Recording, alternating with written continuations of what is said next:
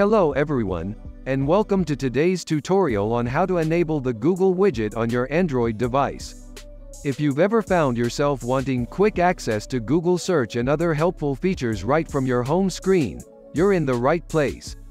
In just a few simple steps, we'll show you how to add and customize the Google Widget on your Android phone or tablet.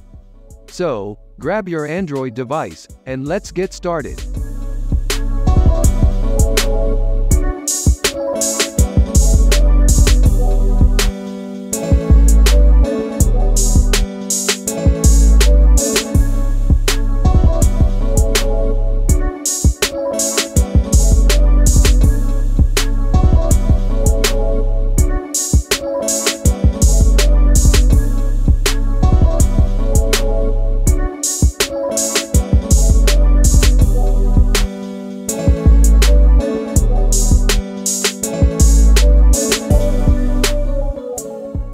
Thanks for watching. If you found this tech tutorial helpful, please subscribe and hit the notification bell.